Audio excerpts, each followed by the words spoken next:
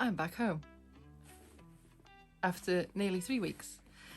With a group of 6 other riders, we've covered 5,000 miles, ridden across 6 countries and reached our destination of Nordkapp. It's been epic. Here's Tuareg and I'll walk you through the things I've done to it before I went away, so it was adjusted just right for me and the bits that I needed, and a couple of other things. So how does Aprilia Tuareg look like after 5,500 miles around Europe? Dirty.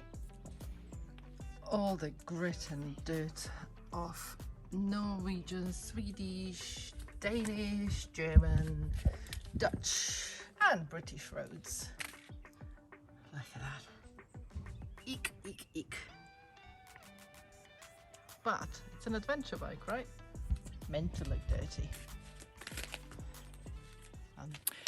So what have I adjusted? The first thing, I needed brand new tyres, knowing the mileage I'll be doing, and I've chosen Bridgestone's AT41, and they have been absolutely brilliant, giving me confidence to go off-road as well as on-road.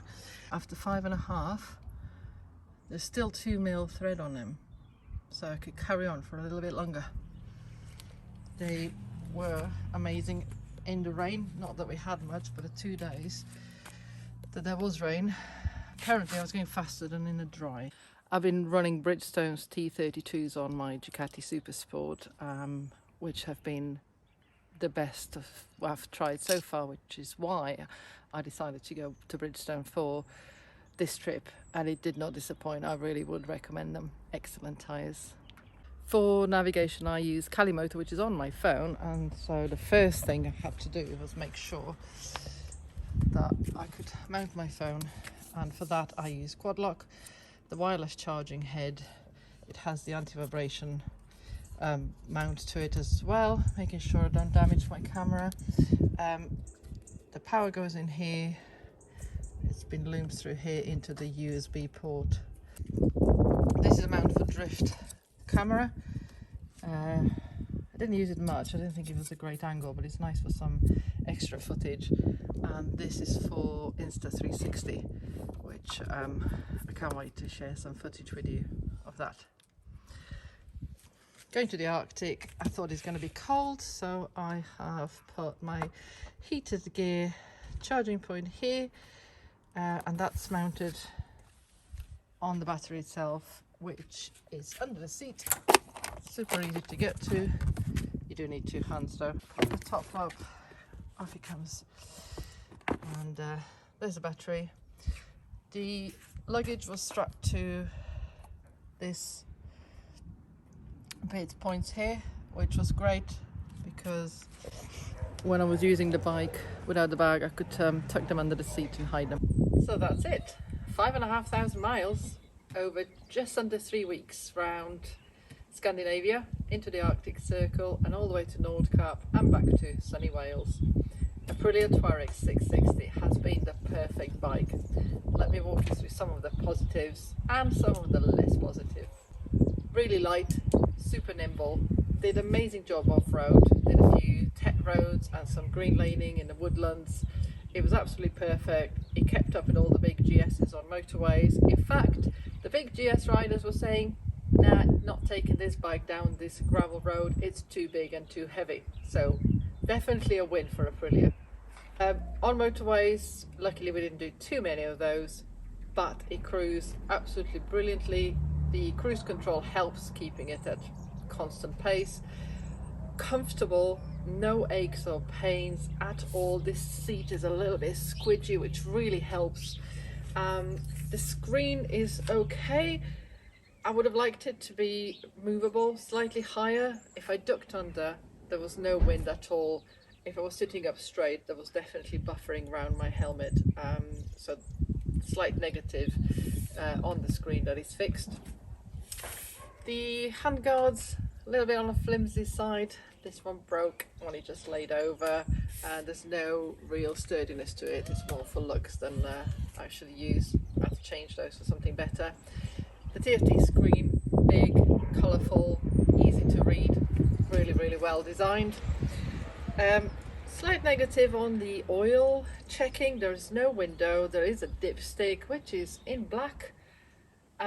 Difficult to see how much there is, and at about 2,500 miles into the journey it ran dry, so I had to top up a lot of oil. The Tuareg is a parallel twin engine, so there are some vibrations, but really after all this time of riding it every day, no problem at all, not too vibey, just what you expect.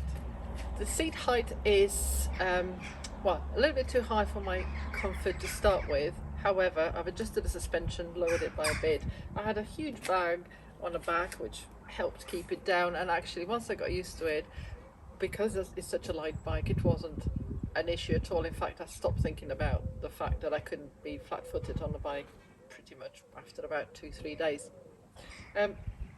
It's super easy to swap between riding modes: road, individual, off-roading, adventuring.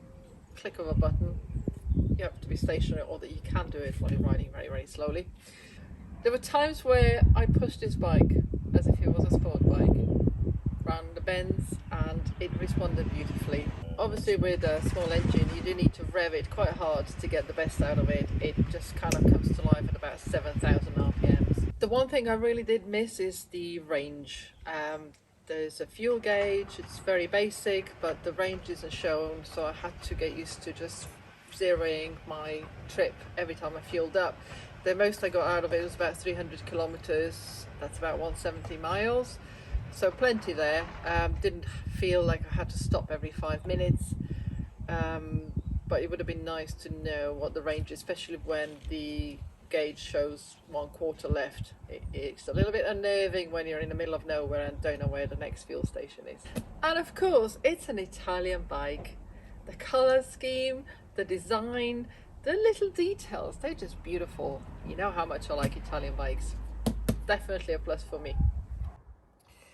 The cruise control is here on the left, and I did find myself pressing the high beam button every time, so that was a little bit annoying, but it might be just me how I've rested my hand on it and touched that every time.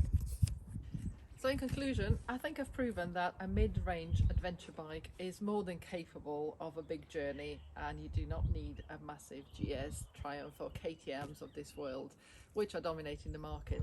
I'm super happy with this one. It's done me proud, and given that I'm in the market for an adventure bike, this one is a real contender. So watch this space.